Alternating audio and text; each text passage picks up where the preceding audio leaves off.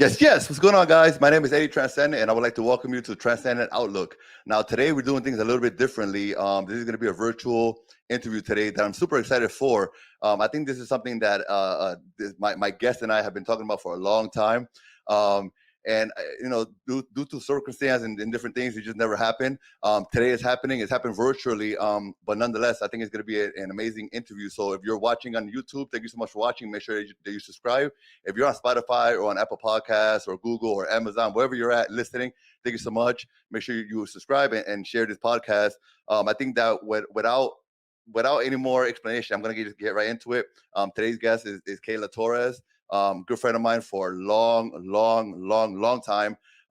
Amazing woman, person, and just someone that I think that I would love for you guys to watch and listen and learn about. Just because I think that her journey has been a great one and one that we need to share. We need to talk about more often. And that's what we do here on Transcendent Outlook is share those stories of those folks that are doing amazing things, but people don't really see them, right? And so without further ado, here she is. Here's Keila. Hey. What's going on? Good. Nice to be Um, here.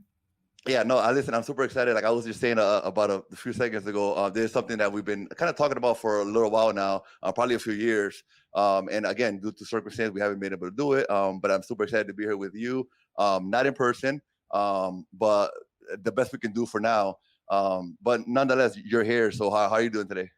I'm good. I'm really excited to be doing this. I've been wanting to do this with you for a while too, so I'm excited to be here. No, I'm excited too. I feel like we've connected on your end of things, right? On what you do for some hmm things there. But I feel like those things were more like they were more kind of like work stuff, right? Or community hmm stuff. It wasn't really about us. So this is a little different, and I'm excited for it.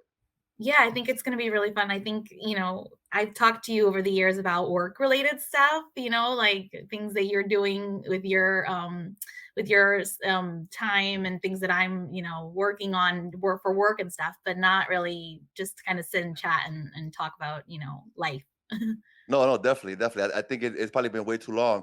Now, I just mentioned a few seconds ago before I brought you in that we've known each other for a long time. Yeah. I think that I want to say I met you through your brother. I met you through Felix. hmm Um, and I think I met Felix probably fifth grade. I want to say fifth or sixth grade at Thomas Hooker. Yeah. So that's how long ago. So Yep. we're talking mid '90s or something. Yeah. Yeah. Long time ago. Makes me feel old.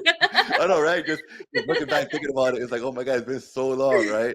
Yeah. Um, and so Felix and I were good friends, and we're still friends today. Obviously, we don't hang out like we used to when we were kids. Yeah.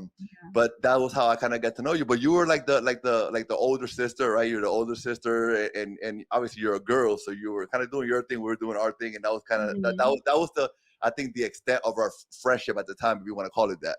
Yeah, definitely. I think my mom sometimes made my brother and I kind of hang out together growing up on the East Side. So we saw a lot of each other, but we tried to like be near each other, but not with each other if Yeah, possible. So that no that's interesting. I didn't have any sisters, so I didn't really like have to kind of deal with any of that. But I mhm. think that my mother did try to kind of like make sure that me and my younger brother were together, even though if I didn't want to. It was just like no, Mhm. like hang out with your brother, you know. So I Mhm. could kind of I could kind of understand that, you know. Yeah. I think it was for especially for my parents, my parents were very aware that like on the East Side wasn't the safest place sometimes. Yeah. And so I think they were also like, you guys are, we were young. We were, what, 10, 11, like, My hanging God. out, walking around, riding our bikes around the neighborhood and stuff. So they were like, it's probably best that you try to stick together as much as possible so that, if something were to happen, you kind of have each other's backs and stuff. So, That makes a whole lot of sense. But no, yeah, and actually, when I started to go to your house with your brother, hanging out and playing basketball, boxing, doing all kinds of stuff outside, mhm. I then learned that our parents like knew each other, Knew each other, yeah. like from like back before we were born, type of thing, Yeah. you know. So that was super. Like I remember like now that I think about it, I remember going home and I remember saying, "Hey, mommy, like I was at my friend Felix's house, and his parents said they knew you, and Yeah. because I said Felix, she was like, "Oh, Bebo," and forget it. It was like she Yeah. already knew what it was, and so that was super interesting to me. Yeah, yeah. My mom still like even though my mom knows you as like Eddie, but she still kind of says, "Oh yeah, that's like she still refers to your mom, which is funny. I think we saw Yeah. your mom at the Puerto Rican parade this Oh, summer. did you? Did you? Yeah, yeah. Okay.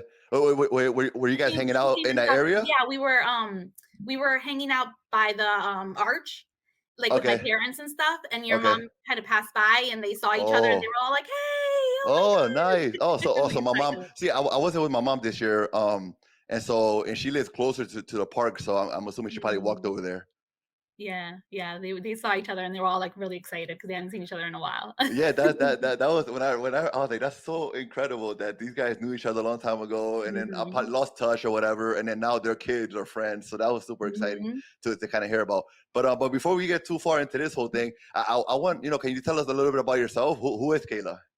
Yeah. So I'm a mom, I'm a wife, and I'm a journalist. So I'm the editor of the Connecticut Post. So it's been kind of a crazy journey to get to where I am, but I'm also kind of a kid who grew up on the east side, and that still kind of is a part of me. But yeah, that's kind of how I would describe myself. That's pretty simple enough, but I'm sure that within that there's so much to Yeah. unpack, right? Because kid from the East Side, editor for the Connecticut Post, like that's to me that's like insane, right? But that's Mhm. just my little mind thinking because I think that the way where we were raised, it was almost like you weren't expected to like be like this big thing, and so I don't know what it took for you. For me, it took like the army and Iraq and Kuwait to be like, oh my god, like there's more to the world than little old Bridgeport. So I wonder, like when did you start to kind of realize like there's more, like there's more out there for you to do or to become? Well, I think I grew up kind of with my parents kind of pushing that into my head, because my parents grew up in Puerto Rico. Got my mom got pregnant with me when she was like 16, 17 years old. And so my parents had me when they were really young. And then a year later, my brother came. So they dropped out of high school. They came here to make a better life for us. And so my parents always kind of had this thing of like, we want you guys to do better than we did. And my mom, especially because she had to drop out of high school and it was such a big deal for her. And she stayed home with us when we were little. She didn't go to, work. She didn't go to school. She just kind of stayed home and was a stay-at-home mom for the first, like till my youngest brother was in school. Because of that, because she missed out on some stuff, she always kind of had it like drilled into my head like you can do whatever you want, you can be whatever you want, but you have to not get pregnant as a teenager. You have to go to school, you have to do well in school, and then you can do whatever you want. And so it was always kind of in my head. And my parents were big UConn fans, so it was always in my head that like, oh, I can go to UConn one day. Like to Oh, me, that okay. was like a big deal. Like, oh, I can go to UConn one day. Like, and it was always kind of a goal in my mind that like I'm gonna go to UConn and I'm gonna do great things and like I'm gonna get out of this like little bubble that my parents have built that they are kind of trying to protect us in, but they Yeah. know that we're destined for bigger things. Yeah, no, and that's great. And I saw that in you, and I saw it in your brother. I mean, your brother, your younger brother, I didn't go to Mhm. school with, but your first brother, the second, Felix, I went to school with him, Mhm. and as far as I can remember, he was always one of the brightest in the class. Mhm. Um, Very I, smart. I mean, to the point where I used to get upset, and I'm gonna tell you why, and then I'm gonna get off of this. And Felix sees this. I've never told him the story, but he's a good reader. Like he's a good reader, Mhm. like out loud, right? So you're in class and they always make you read out loud, right?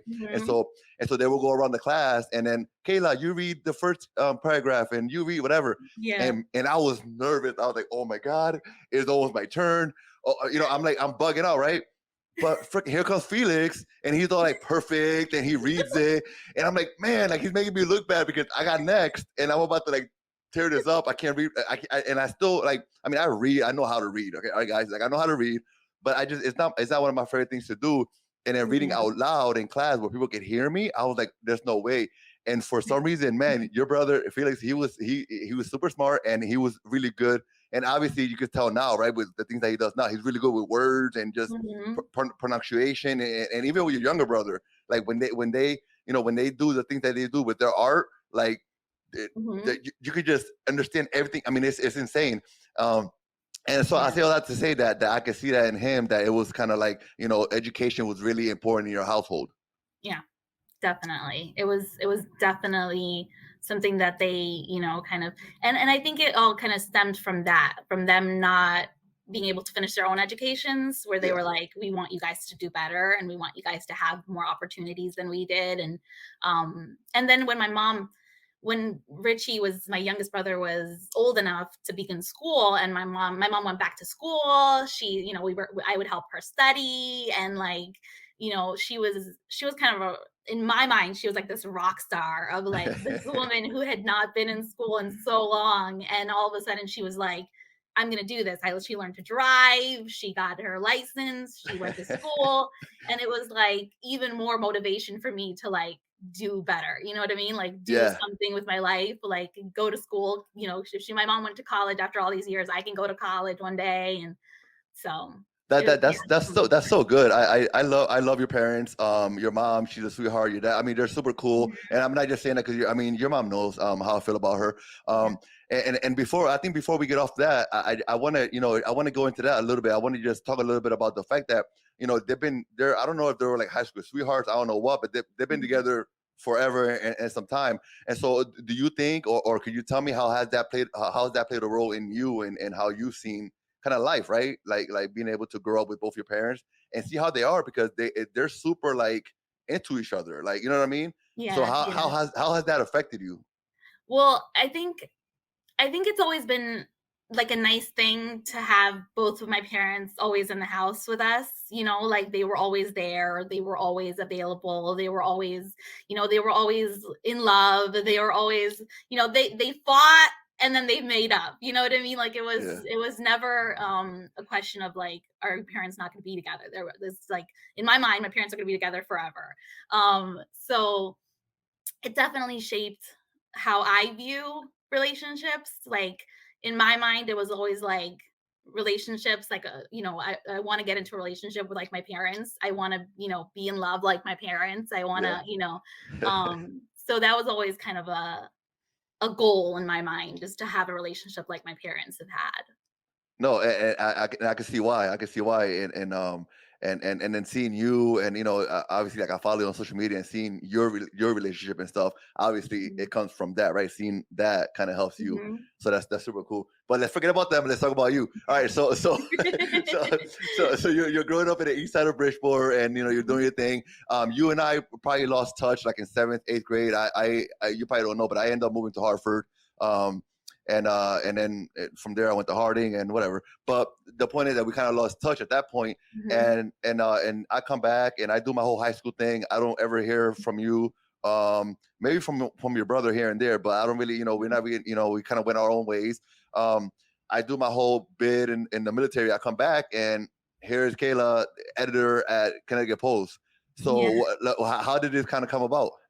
Did you always have a passion for journalism? No.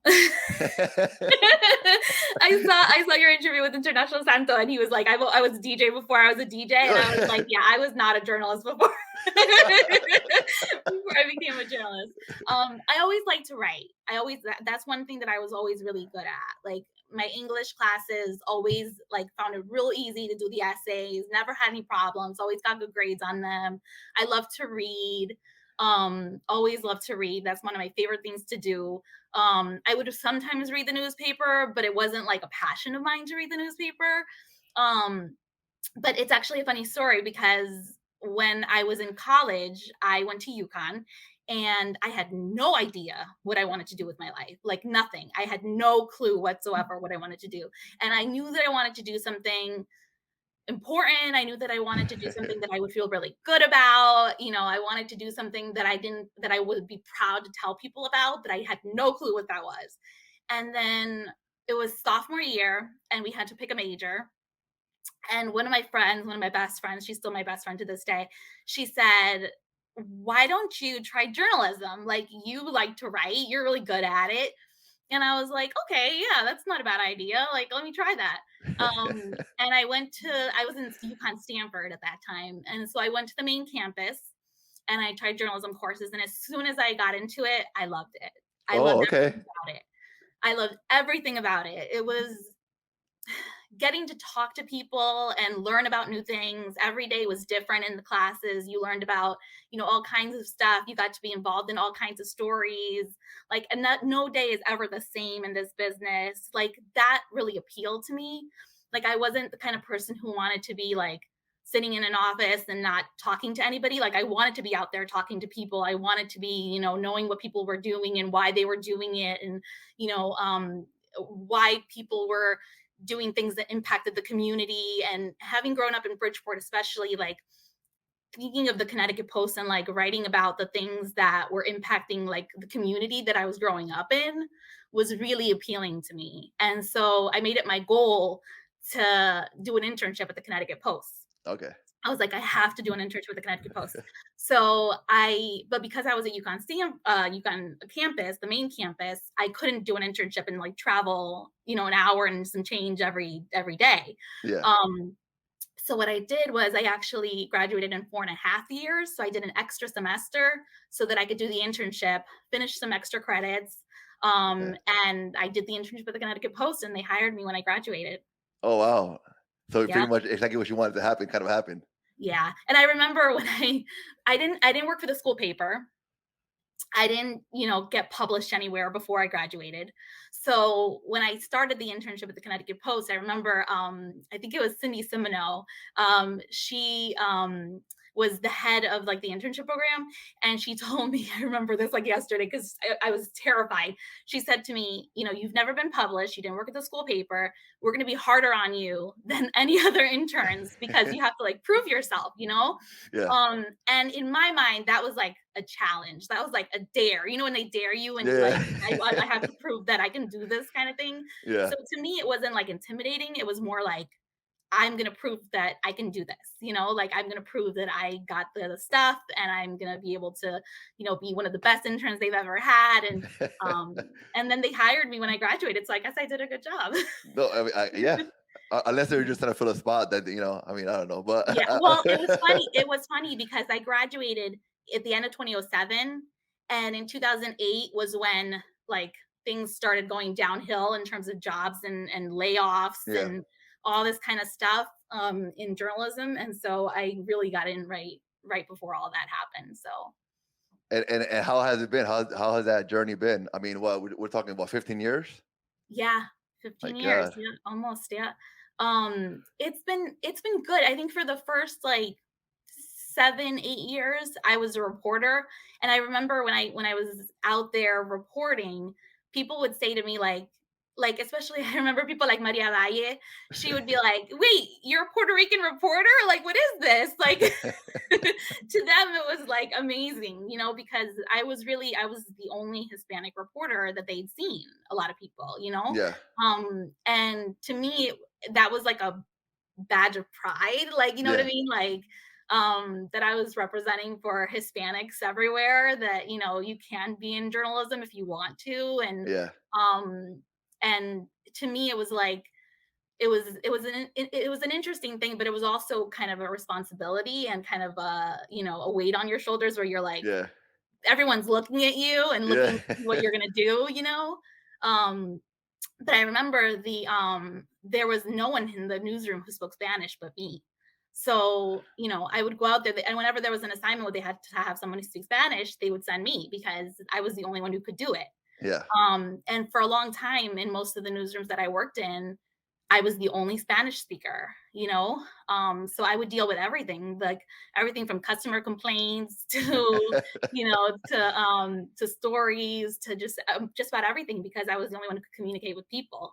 Yeah. So it was always kind of a big responsibility to have to do that.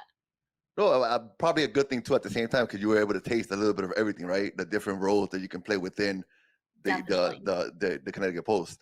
Yeah. And for me, I mean, I think you and I probably came together a few times on a few different articles for the Puerto Rican Parade of Fairfield County when I was involved with them. Hmm. And I mean, I'd say that that you're always very efficient, kind of getting back and making sure that you're on top of things. So that was always something that I appreciated as the person who's coming, who has the news and want to just get some exposure, right? So I always appreciated that.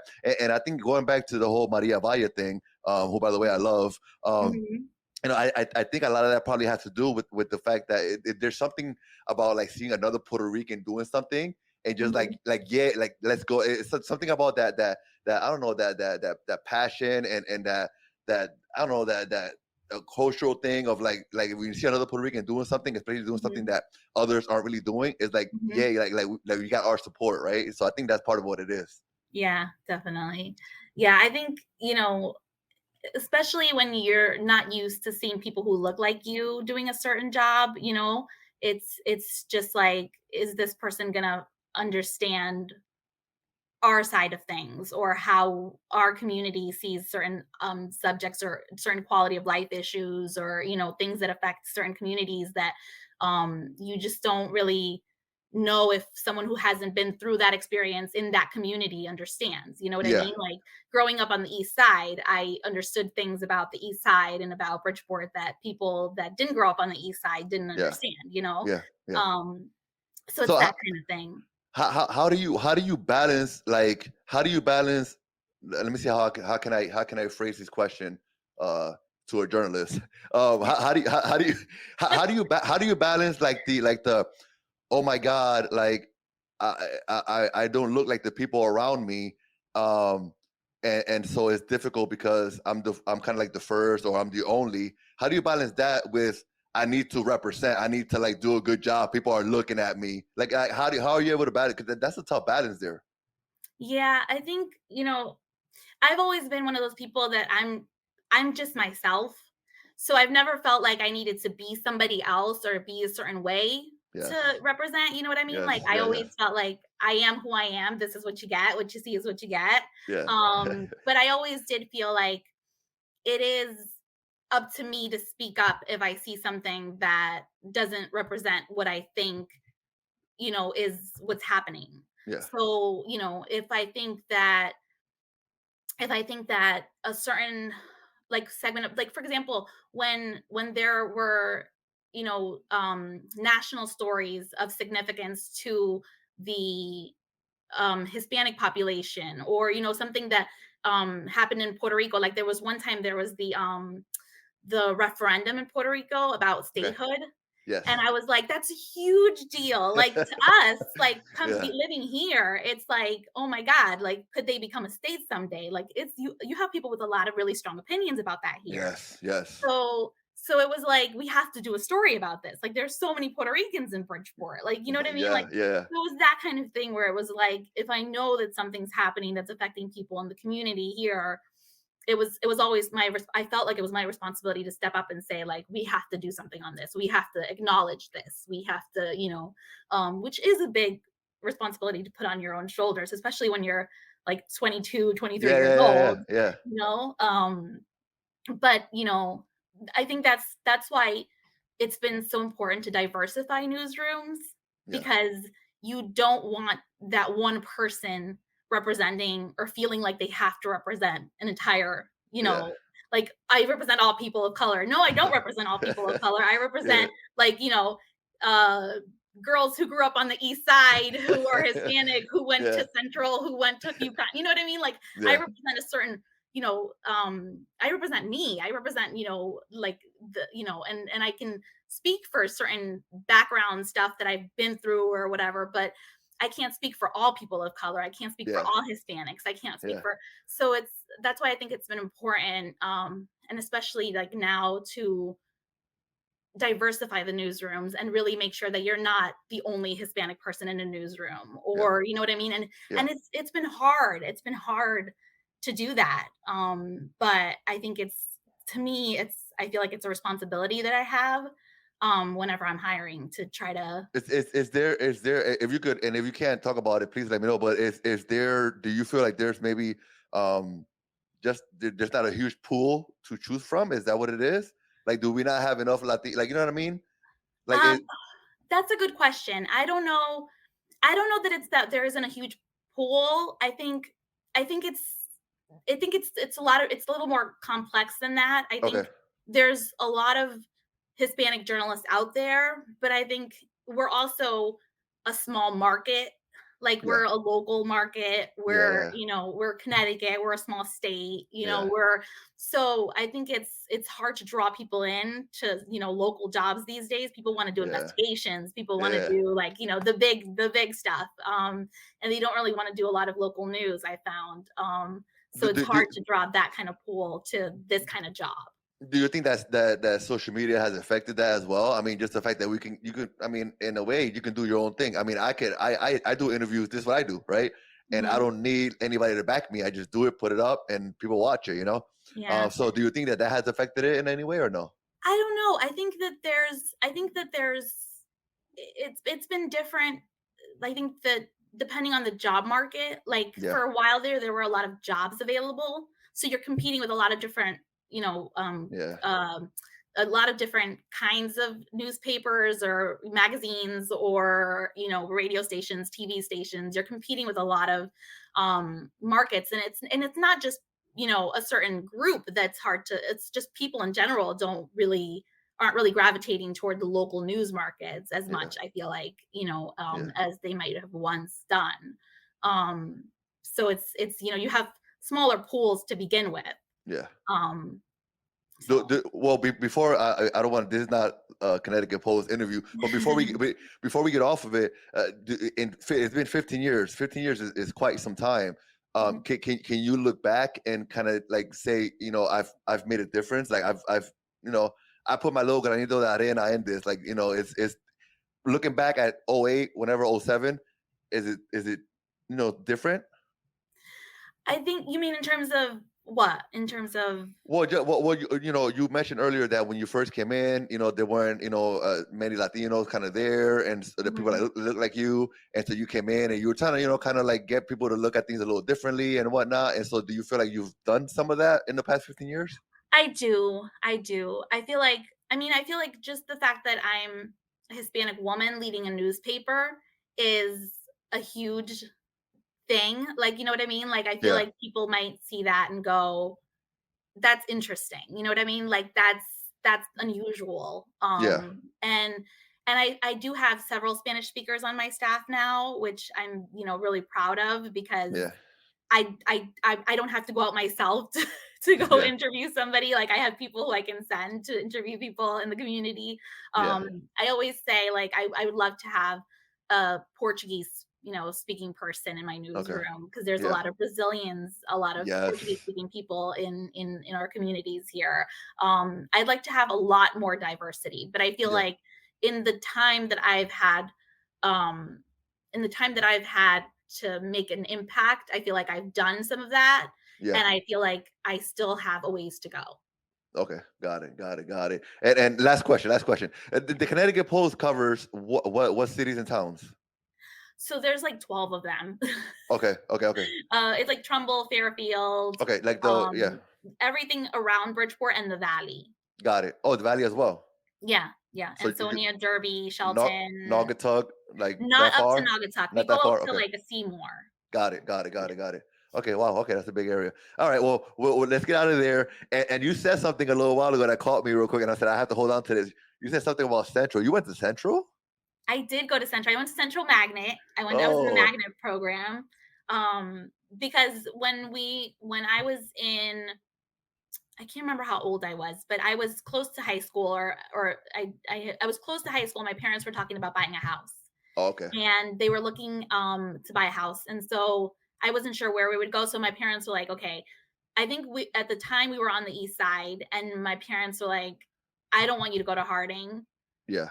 Like, to us yeah, to my mom, Yeah. it was like, "I don't want you to go to Harding." It was also Yeah. at the time and I don't know you know, what the statistics are and Yeah. the grades and stuff are now at Harding, but it was also not one of the best schools in the city No, back not then. not at all. Um, so my parents were like, "No, you don't." So I applied to a couple different things, but I think Central Magnet, I can't remember what it was about Central that made me interested in it, but Yeah, I was like, yeah, I think I want to go to Central. And it was the magnet component. That's why I went there. yeah. Even though I didn't live in that district. So I went to Central Magnet. Yeah. No, That was a that's great interesting. school. My older brother went to Central Magnet. He graduated in 2000, I think. Yeah, 2000, 2000. Okay. I Yeah. graduated in Um, '03. yeah, yeah, yeah. 'Cause I graduated '03 as well, Yeah. or '04. I'm not sure. But in any event, did you when you were in high school? Did you get into the whole Harding Central rivalry games? Did you get into all that stuff, or not really? I can't see you really getting into like pet rallies and stuff like that. Was that you or no? No, I wasn't. And also you have to remember I still was like growing up on the east side, I still like all my friends, a lot of my friends went to Harding. Yeah, yeah, So it was like, Jessica went to Harding. So it was like, yeah. my best friend was at Harding and I had a boyfriend that was at Harding and like Did so it was you? I did. So Oh, it was hold on, like hold on. it wasn't like, Yeah, I know, there I was know, I that know. rivalry there because it wasn't like all the people I knew were at Central. It was like I Yeah. knew people at Harding too. So Yeah, would you still get into like the whole spirit of like, hey, like you know what, you suck, or like I don't know that kind of stuff. I mean, I feel like I got into it. Like I really enjoy like pet rallies. I mean, I wasn't, Yeah. I didn't play any sports or anything like that, but I just Mhm. enjoy just watching it and just watching people kind of go at it and whatnot. And to Yeah. this day, it's like if somebody says they go to Central, it's like, yo, I went to Hardy. Like, what's up, you know? My husband went to Harding, and he went Oh, to did he? Harding yeah, he's 2 years older than me, so he went to Harding before I was at Central, but yeah, it's still, like, a funny thing that we're like, "Yeah, you went to Harding, I know, but Central was better," and Oh wow, okay, yeah. So if he's 2 years before, so him and we probably have people who we know because I had a lot of friends that were there that were before me and whatnot. So Yeah, I'm sure we have friends in common. probably, yeah. Yeah, no, and so it's always like whenever you see a Central person, it's always the whole like the whole thing, like the game. Do you ever go to the games every year, like the Thanksgiving game and whatnot? Not really. I wasn't Oh, into sports. I'm not like now because I'm married to somebody who's into sports, yeah, like now I'm into sports. Like now I can watch a football game and understand what's happening at the football game. yeah. But like back then, I would rather like be reading a book than go to like a football game or whatever. So So then tell me what does Kayla do after you leave the newsroom? Like after you leave, work. Like who are you outside of work? Because I'm sure that you're a totally different person once you leave those doors. I don't know that I'm a totally different person. I do spend most of my time with my kids. Okay, okay, So I have a 2-year-old and a 12-year-old. big gap. Yes, big gap. He's gonna be 3, so it's a 9-year, Yeah, 9-year gap. Um, but yeah, I spend most of my time with my kids. It's, it's as soon as like I'm done, I log off. Like it's time for like dinner and getting the kids ready for bed later and like flashcards with the little one or like yeah. making sure the older one does his homework. Has that experience been what you thought it was going to be? The parenting experience? um I don't think I had a lot of expectations about it. I think to me it's different these days, especially because like I feel like growing up on the east side, one of the good things about it was that like we were always outside. Like Yeah. always outside. We were always either riding our bikes, or we were walking to a friend's house, or we were like on East Main hanging out, or we were like, at the basketball court hanging out, or but I feel like now it's not the same. Like, my son sometimes hangs out with the little kids across, like near the one down the street and the one across the street and stuff. But it's not the same as like being outside all the time, hanging out with other kids. You know what I Yeah, mean? Like, yeah, so he spends more of his time with me than he does with like other kids his age outside. yeah. So I feel like it's more that, and then the pandemic, of course, Oh like my god. Yeah. Oh yeah, yeah. that Yeah, put a because wrench in if everything. well, yeah, if your baby or your youngest one is 3, then he was born right after the pandemic, almost like a Right year, before. like a year before, right? I mean, like a Yeah, year he was before. Yeah. born in December 2019, and then the pandemic Oh, started in March. wow. Yeah, yeah. That was I well. literally I was it's funny because I was on maternity leave at the beginning of 2020, and I went back to work the first week of March, and, like, less than 2 weeks later, they were like, "Okay, everybody's going home." So I spent almost all of 2020 at home because I was on maternity leave, and then I Yeah. was working from home. Wow, wow. Yeah. And are you still working from home these days, or because I feel like a lot of employers have kind of like they're like, oh wait, this works, like we can Yeah. do this. So Yeah. has it happened to you? Definitely. We do go into the office on Wednesdays. So today I was in the office. But we most of the time work from home. But I feel like it's worked so well, Yeah, and I feel like people have like a better work-life balance this way, in a lot of ways because like I can, get my kids ready for school, drop them off at school. I don't have to worry about a drive into work. I don't have yeah. to worry Oh, about, um doing anything between like I finish taking the kids to school and stuff and then I come and I start work and I don't there's no like in between stuff where you have to like get home from work and kind yeah. of take off your shoes and kind of wind down and stuff. You're already kind of there, so That that's been good. no, and I think that has happened with a lot of people. I mean, I've seen a lot of different like industries have kind of like shifted to that just because they've seen how I think the employers, the people have been kind of reacting to it, where it's like they're Hmm. happier, they're in better moods because they get to have that Hmm. flexibility of doing that stuff. And I think that sometimes, or not sometimes, but I think most times we know if the people like because I think the fear before was probably like, well, if she's home, is she really working? But it's like, Hmm. well, if she's producing, you can see what she's producing, so she's working, right? Yeah. So I think for me, I mean, maybe you could tell me if you feel differently, but I feel like the pandemic kind of helped us. I mean, it kind of forced us to do it and then see it happening and see that it does work. Hmm. And so now let's do it more often because it's working for us. Yeah, definitely. And I think that's why the company hasn't pushed for us to be in the office more than once a day because they're like, it's working the way it's working now. So, why force people to do something that's not necessary? You know what I mean? Like it is nice to be in the office sometimes though, because when we're in the same, in the office together, it's nice to be able to see each other and you can walk over to somebody's desk and be like, Yeah. "Hey, how you doing?" And you know what I mean? Like it's just it's a whole different vibe being in a newsroom than Yes. being virtual like this. Well, I mean, obviously, just the interaction, just being able to see people and feel not like like literally touch them, but just feel people. Like I think Mhm. that in itself is just is a good feeling. Mhm. And so I know, I mean, like I do a lot of my work from home as well, and I love Mhm. to get out. I love to like meet people. Like, hey, let's go to Starbucks, and it's just like me and just talk. Like I enjoy that, so I could definitely understand where you're coming from. Now, is it a thing where uh, do you feel like it'll ever get to a point where you're just from home, or there has to be a part where you have to go to the office? No, I think it's gonna be important to go to the office sometimes because, Okay. like I said, I think there is something that you miss when you're not sitting in an office with people, especially like especially when you're working with reporters who need attention. Like, for example, I like to sit sometimes, and I haven't been able to do this during the pandemic because you Yeah. can't sit next to someone. You know what I mean? Like, and it's not the same thing to do it over like a computer or Yeah. over the phone but like, when I'm editing a story, I used to like to sit next to the reporter and be like, here's why I'm making this change. Here's why Yeah. I'm doing this. Here's why I move this. Here's why I'm changing this. Here's why I, use this word instead of that word. Here's why. And you can't do that so you're doing that either virtually or you're doing it over the phone, which just isn't the same thing as having them look at the screen while you're doing it. Yeah. And Yeah. and they can ask you questions because they see it as you're doing it. And so it's that kind of thing that you're missing when you're virtual all the time. Yeah. So I think it's going to be important to be in the office sometimes. I just don't think I can't imagine that it'll ever go back to like 5 days a week you have to be in the Yeah. office. Yeah. Now, Yeah. did Kayla, did you find it like is this your thing, like journalism, like what you do right now, is this it, or like have you ever felt, or is there something else that you also like to do on the side that also fulfills you?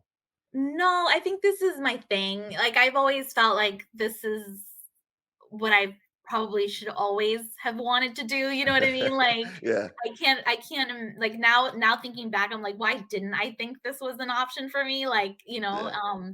because it is and I can see it changing or evolving, like the types of things that we're covering or the types of um like I can see myself moving on to something different, like a different type of newspaper, or a different, like, you know, you always kind of think like, would it be cool to work for like the New York Times, or it Yeah, would be cool to work for like something a little bit bigger, or something a little bit, um different. But for now, I've been really happy doing this, yeah. and working on like the local level. I mean, I feel like that's is a blessing in itself just to be able, because I feel like a lot of us for a long time. I mean, we're talking, I mean, you and I, we are in our 30s, mid to late 30s, but I feel Mhm. like there's folks out there who are maybe 40s or even 50s and haven't really figured out like what's that thing that fulfills me, right? So I feel Mhm. like for you, you're super blessed. And Mhm. you talked about the interview with International Santos. Same thing. You guys are blessed to have kind of like found that thing early on in your life.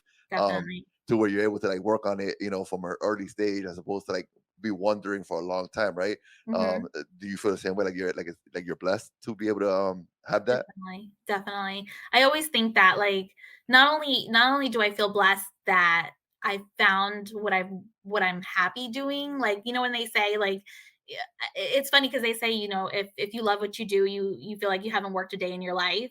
Yeah. But I do feel like I've worked every day of my life, but I do love what I'm doing. Like, I Yeah. I feel like at the end of the day, I can be happy that, like, I do enjoy what I'm doing, and I do Yeah. feel like I'm making a difference with what I do, and I feel, like, fulfilled, you know what I mean? Like, and Yeah. I do feel really lucky about that.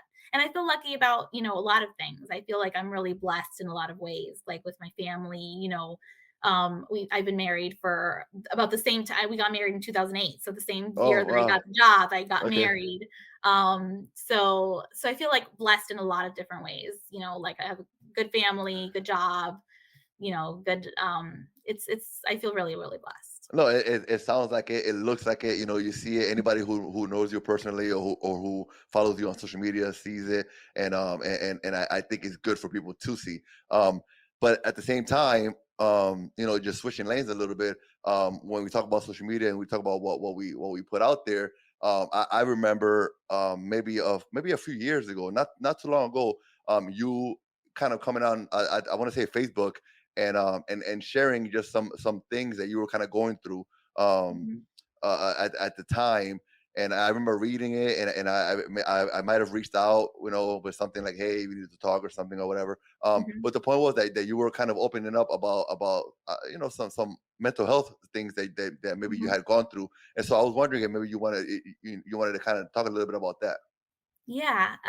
Yeah. I mean, I think it's been something that I've been really open about, is my struggles with mental health, because especially because I'm in a good place now. So it's always in my mind, it's always like, when I was in a bad place, I felt like I was alone, and I was kind of down in a dark hole, and I couldn't figure out a way to get out of it. And so I always think, like, if by sharing my story, I can help someone else see that there is a way out Yeah. of the dark hole, um, that I would have that my experience would be worth something. You know what I mean? Like, it wouldn't have just all been for nothing. Like, I can help someone else. But yeah, I had my son in 2010, Okay. and about a year later, not even a year later, I started to just feel really down all the time, like, just kind of anxious, and, like, kind of stressed, and I wasn't really sure why. I wasn't really sure what was going on. To this day, I think it had to do with, like, almost like a postpartum thing. Yeah. Um but it didn't come in right after I had my son. It was more like, almost a year later, I started to just, like, and there wasn't a reason for it. It wasn't like I felt like nothing had happened to me. It wasn't like I was something traumatic had happened. It wasn't like, I just started to feel really anxious all the time. I started to feel really low. And then in 2013, I had gotten to the point where I was like things were like falling apart for me in my head. Like, I felt like nothing I was doing was making me happy. My son was like the only, like, good thing in my life, where I didn't find any, like, if I felt down, I would just go and hang out with him. Like, I almost felt like when he was sleeping, I almost felt like I wanted to wake him up just so that I could, get a Yeah. little bit of that, like, little kid magic. Um but I always I always think back to that time, and I don't know how I got through 2012 because all I remember was just feeling more and more and more and more like I was just anxious, anxious, anxious. And Were you talking about it at the time or no? no, Okay. no. No, I think part of me was like not understanding why I was feeling this way and feeling like I have a good job, I have a good family, I have a, I have everything around me is good. I don't know why I feel this way and feeling Yeah. kind of like if I speak up, people are gonna be like, "What do you have to Like, complain yeah, yeah, about?" You know yeah, what yeah, I like, mean? yeah, Like yeah, like, "Why are you complaining? Why do you feel this way?" And I couldn't explain it, so I just didn't speak up. Um, and then in 2013, towards the end of 2013, um, I started to get like the hole started to get like I felt like I was in a hole, but I could at least see the top. I could see like where the hole had started. And then I felt like I just kept going further and further into the hole and further where I couldn't see the top anymore. I couldn't see mm, the light at the end of this, hole. And I got suicidal wow, and I went to my mom and I told her, like, I can't do this. I can't, like, I don't know how to be happy anymore. I feel miserable and I don't want to be here anymore. And my mom, of course, panicked. And she took me to the doctor. And I still get emotional thinking about it because it was such a really low time in my life. yeah, But I ended up getting really, really, really, really, really down to the point where I felt like if I didn't go into a hospital, I was going to hurt myself. mm, And so I checked myself into a hospital, Bridgeport Hospital. And I spent Christmas in the hospital in oh, 2013. And to this day, like my sister-in-law told me, yeah, just like last year or something, that they were trying to do everything they could. My son was like, what, 3 at the time? They were yeah, trying to do everything they could to try to distract him from the fact that mom wasn't there. yeah, Um, and I've never really talked about it with him because yeah, he was so little. I don't even know if he remembers me not being there, yeah, But it was the best thing I could have done because they found they tried different medications to try to help me with the anxiety and stuff. And there was one medication that I'm still on to this day, that I felt like I felt like it was foggy, and then all of a sudden I could see clearly again. mm, And I could see the light again at the end of this, hole, like at the beginning of this hole, I could see the light again. And I yeah, felt like there's a way out of this. And even though it didn't like fix it overnight, it did yeah. I give was me gonna say, how long was that process? no, it was almost because at that point I was feeling awful all the time, like Okay, all the time. And so and at that point it made me feel like I don't even know how to describe it other than it felt like somebody had like wiped the fog out of my eyes and all of a sudden I could see. yeah, And I don't know how to explain it other than that's how it felt to me at the time. And then I took a leave from work and I spent, I think it was like 2 months, doing, like, group therapy every single day almost. It mm, was, like, 3, 4 times a week. During the week, I was, like, at group therapy.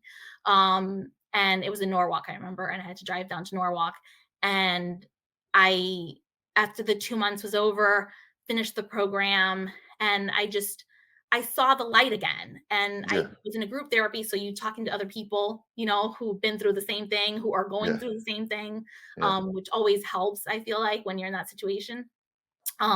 And since then, I've just been on the same medications, and little by little, it got better until I felt like I could be myself again. You know yeah, what I mean? Like I felt like I can when I was overwhelmed, it was like a normal overwhelmed. It wasn't like yeah, the world was falling down kind of overwhelmed. yeah. And since then I've just been on the same medications. What was it ever attributed to anything? Was it ever linked to anything or? So my doctors said because for in 2017 I got off the medications because I was trying to get pregnant Mm, with my youngest. I was trying to okay, get pregnant. yeah. And And within was there like a risk factor there? Yes, because Okay, one of the medications that I'm on was they were like, "We don't want you to be on that if you're pregnant. Like, got it. Yeah, that's not something we want you to be doing." So I weaned off with my doctor's help, And within a few weeks, I remember I was in college. I got my master's, Yeah. and I was doing my master's, and they told me within a few weeks I started to feel miserable again. Just like Mm.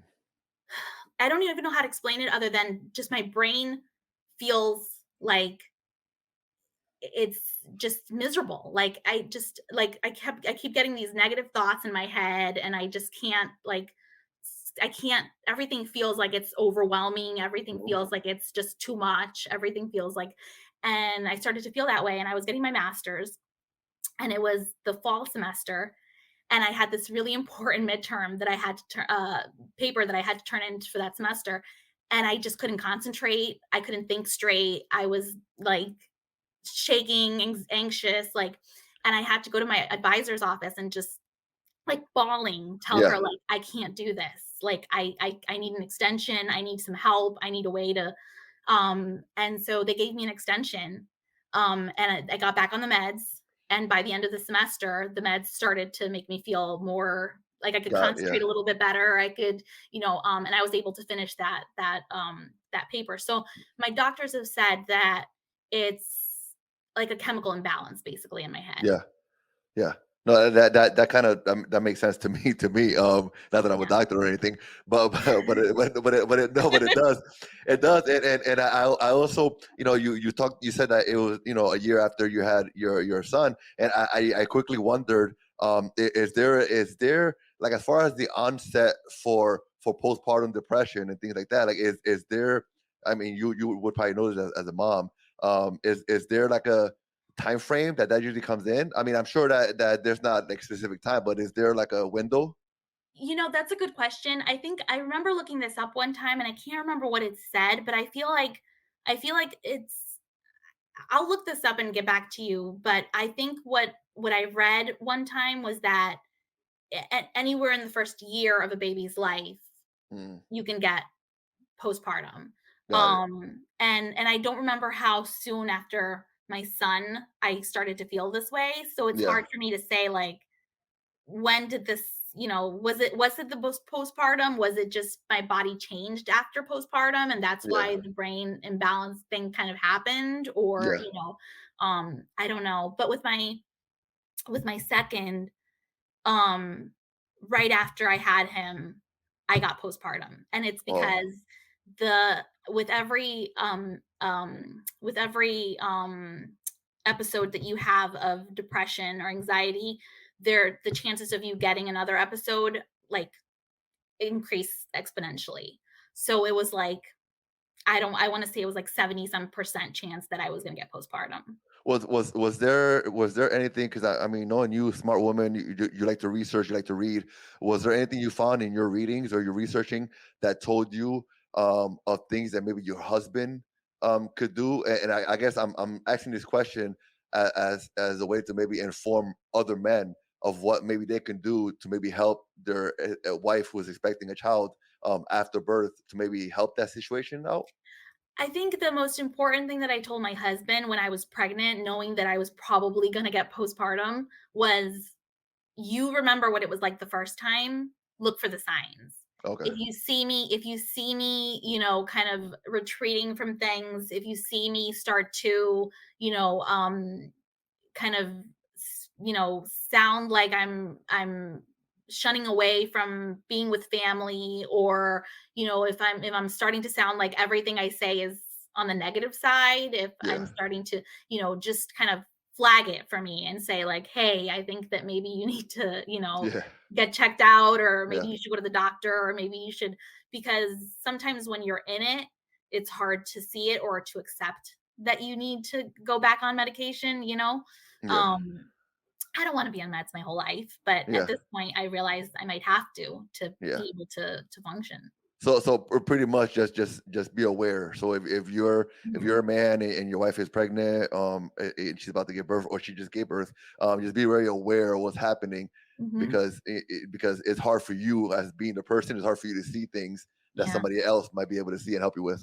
Exactly. And I think for every woman, it can be different. Like, Yeah. I've never, like, for some women, I know that some women feel like a detachment from their baby, or some Yeah. women feel like, I never felt that kind of stuff, I always just felt like myself, I just like my self-image was just down. I felt like just everything about myself just kind of felt awful, but I Yeah. never felt awful about, other people or toward other people. I just always kind of internalized it. Sensitive maybe about people saying things like Yeah. whether it was like you gained weight or you lost or you look Mhm, so yeah. good and you're like, no, I don't, that type of Yeah. thing. Yep. Yep. Okay, good. Exactly. Okay. No, that makes what do you call it? That makes a lot of sense. Now when you're talking about just kind of like the whole experience and like in the beginning when you start to feel like you're in this hole and maybe you're not in the hole like yet, but you're kind of going in there. Mhm. Um and you weren't really talking about it. Do you, when you think back at it at that time, or have you ever thought back at the time and thought that maybe had you talked about it, maybe you would have been able to catch it earlier, or that wasn't really a thing? Definitely. I always think about that. Like if I had talked about it, would I have been able to catch it before it got to the point where I was suicidal? You know what I mean? Like would I have been able to do something about it? Cuz like I was on medication when in 2013 I was on medication at that point. Like in Yeah, 2013 is like when I started to go, okay, like I need help, I need something. And I got on medication and then I was feeling a little bit better on the medication, but not totally better, and I didn't really know. I think now, having been through so much of this, I can look back and say, like, even when in 2019 when I had postpartum, like, I knew what I needed to get better. I needed to get back on my meds, I needed to go into therapy. yeah, Like, I needed to do those 2 things to feel like myself again. yeah, But it was because I'd already been through that, and those are the things that had worked before yeah. that and at the time, the first time, I didn't know what was gonna help me, and so I just kind Hmm. of felt like there's no you also feel like really even if you're surrounded by people, you also feel really alone. Yeah, You know what I yeah, mean? And it and yeah, and there's no good way to describe why because I do have a big support system around me. So it was like looking back, it's like, why did I feel so alone? Like, there's so many people around me. I have my in-laws, my parents, my yeah. husband, but you just feel really alone. Has do you feel that it has in any way shaped in how in the way or maybe reshaped a little bit in the way of how you're raising your kids? Maybe just as far as like communication goes and like just having that open line of communication at all times. Like no matter what you're feeling, Poppy, I'm here. Like you can Yes. always talk. Like and not to say that you didn't have that with your parents, but maybe you're like hyper focused on it now with your kids because of what you went through. Yes, absolutely. I always tell my son, even when my son was younger, they were like, whenever he would get anxious over a test or he would get anxious, I tried to like always say like being anxious is normal. Like don't think that that's abnormal to feel anxious. If you feel overly anxious, you have to talk to me about it. If you Yeah, feel like overwhelmed, you have to talk to me about it.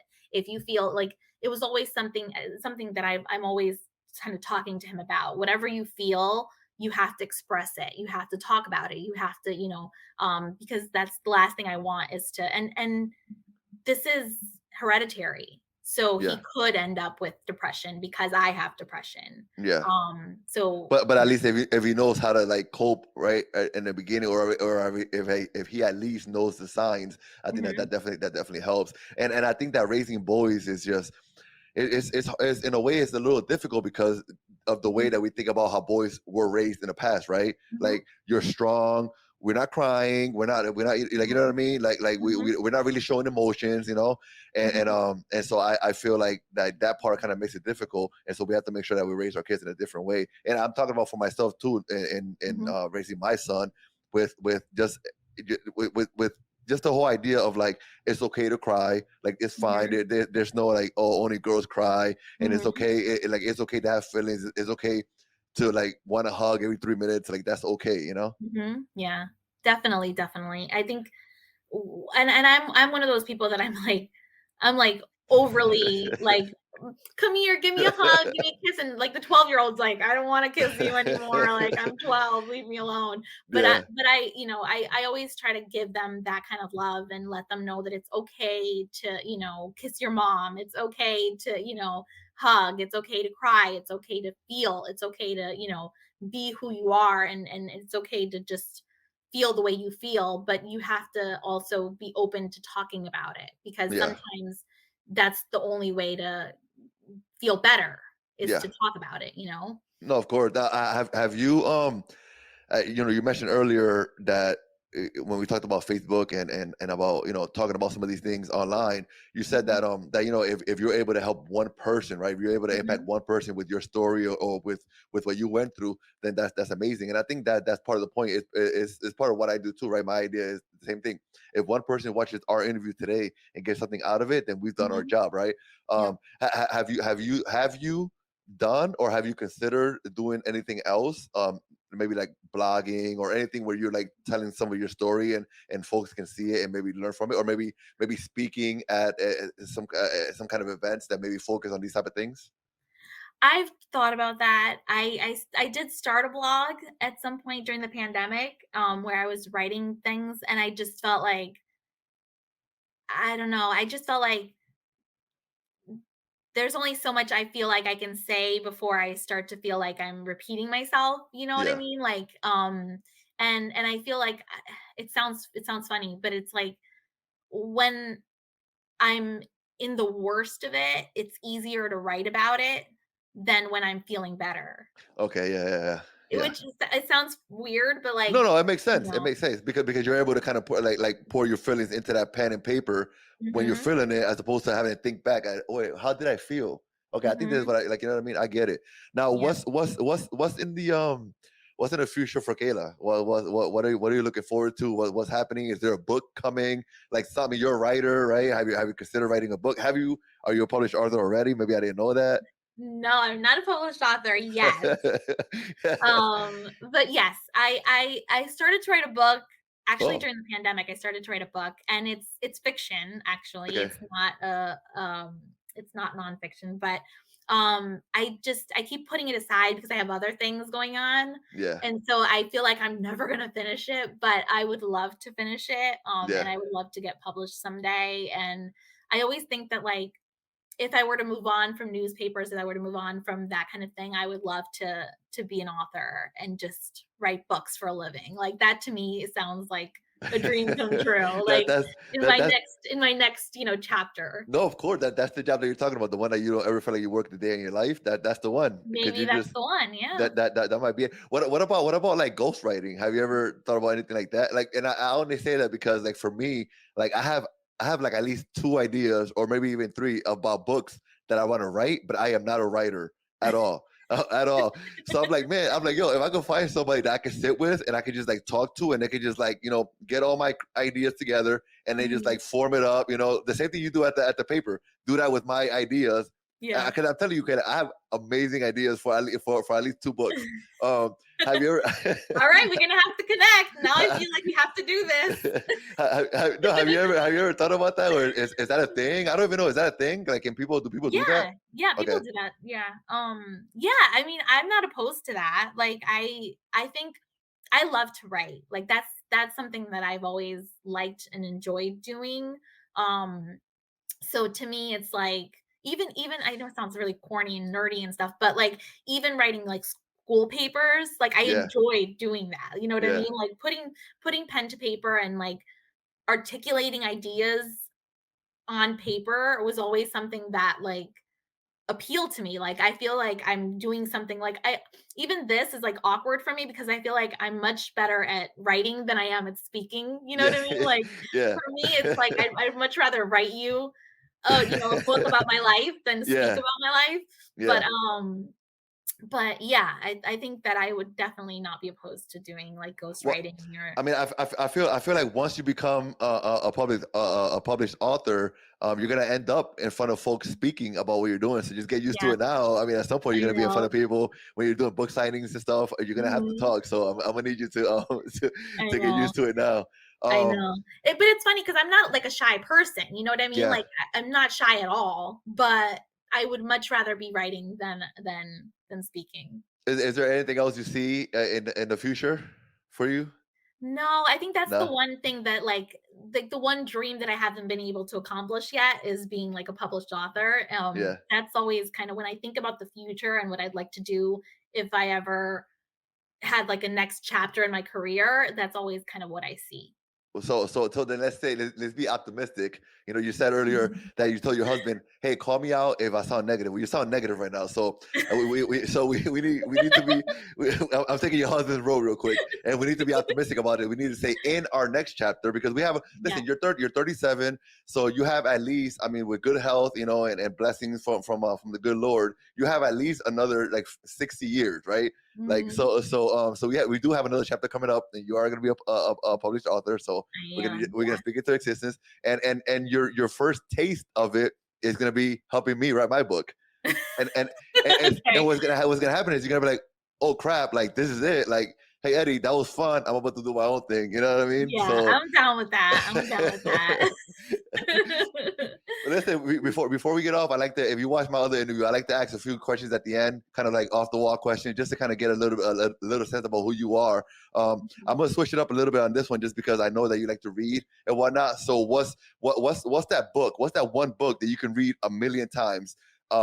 Because like for me, I don't read. I watch movies, but I can't watch a movie more than once, maybe twice. Like I just can't. Some people could binge watch the same movie over and over and over. I'm not about that Mhm. life. So what's the one book you can continue to read forever and ever and ever? That's an interesting question. I don't really reread books. You don't? I Okay. No, I like to, but you know what I do? I like the books that are like the total opposite of what I do in life. Okay, okay, okay, yeah. I don't like nonfiction. Yeah. I don't like anything that's, like, based in reality. I Yeah. like to read, like, the most, like, cheesy, like, romance novel, or, like, Yeah. I like to read, like, murder mysteries. I like to read anything that's, like, completely the opposite of what I do Okay. in life, you know what I mean? Like, writing news is, like, one thing, and then I'm like, "I don't wanna do that. I wanna read about like corny romances, and I want to read about like, murder mysteries and stuff like that. Like that's what I like to read, and has I'll read anything and everything that has to do with those two subjects. has there been a movie based on off of a book that you read that you thought, wow, this one was like dead on? Well, is there a movie that exists? Um, that's a good question. I generally don't. It sounds funny, but I generally don't like Yeah. movies based on books because it never matches what you have in Exactly. your brain. You know what I mean? Like, Exactly. Yeah. and that's why I love to read because you have this whole, Yeah. like, The your power of like, imagination. Yeah, like, yeah, being able to, like, picture what it looks like and how how it's happening and who the characters are and stuff, like, just make it up in your head as you go along and reading is just yeah. always, like, fascinating to me. No, definitely. Now, what's your favorite genre of music? My favorite genre of music? Um, that's a good question, because I listen to 2 things all the time. Okay. I listen to, like, bachata Okay.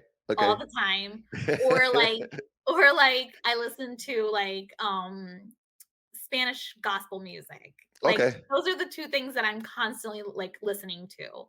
Okay, okay. So all right, no, that makes sense. So then with that in mind, what's the favorite bachata song? And what's the favorite gospel? What was it when you're in the backyard playing dominoes? I see you when you're back there playing dominoes, and the bachata's playing. What's the song that you're like, oh, that's my jam, and you're like, you're going in, Um, that's a good question. or at least an artist, So I like Prince Royce. Okay, okay. I saw an interview with him. I love him even more after the interview. Yeah, But yeah, I like yeah, Prince Royce. So anything Prince Royce, Stand By Me, I like, yeah.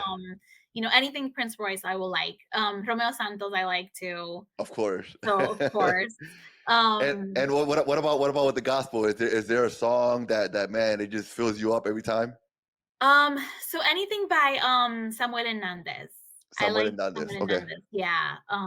So he has a couple of songs that I really, really like, and that I have several of his songs in my playlist. Okay. Super cool. Super cool. Yeah. And then what about favorite dish? My favorite dish.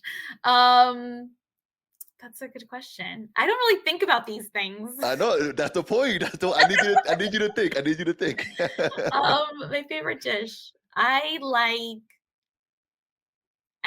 love a good mofongo. Okay. Okay. Yeah. No. No. That makes a lot of sense. Now and now here's the trick question: from where or who? From where or from who? if you can have it right now. So there's this place in New Haven. I can't remember the name of it now, but there's this place in New Haven. There's like a little hole in the wall place in New Haven that makes Probably really good mofongos. the best places are always the holes in the walls. It's true.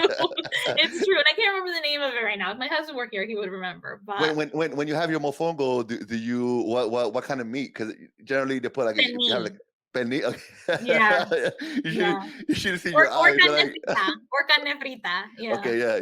Your yeah. eyes blew up. You're like pernil. Ah! Love my pernil, yes. Oh man, that's good stuff. That's good stuff.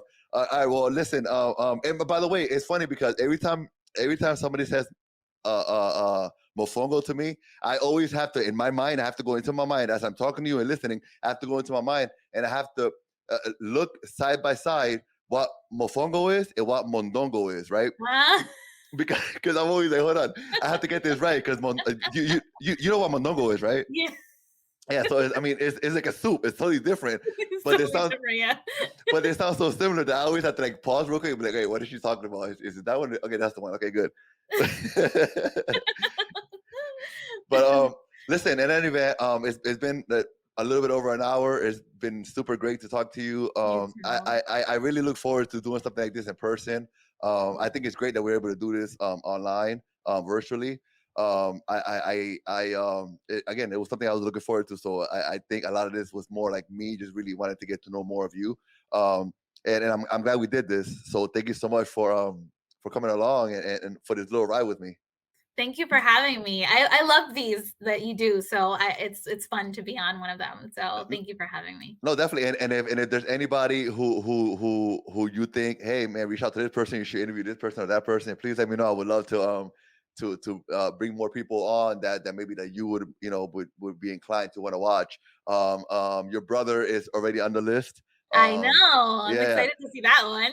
that's listen, that's gonna be so much fun. That's gonna be so much fun because I love your brother. I love both of them. Yeah. But I love Richie. I love what he does. I love his passion. I Mhm. love how open he is. The same way you're open, he's been really open about himself as well. Yeah. Um, and uh and and and uh and so I'm really looking forward to it. But if there's anybody else, please hit me up on the messenger and let me know. And also thank you for being so open. I think that we need to hear these stories. I think that we need to hear that regular people like you and I, we go through this. I've had my own kind of my own thoughts, my own, and in different places, right? Like I was in the military, I was overseas. I had those thoughts of Mhm. like, I might as well end it before somebody else does. Like I've had those thoughts too, Mhm. and so it's always good to see that regular people, like I said, like you and I, who are considered by many to be successful and happy, we have these Mhm. thoughts too, and talking about it is so important. So thank you so much for sharing. Yeah, no. I'm glad that we could do it. I think like I said, I always feel like if I can help one person with what I've been through, then it would have all been worth it. No, no, no, most definitely, and I'm sure that we will be able to do just that with this podcast. So thank you so much for being here, and I'll see you soon, hopefully in person. Yes, let's do All it. right, Kayla, I'll talk to you soon. All right, bye. Bye.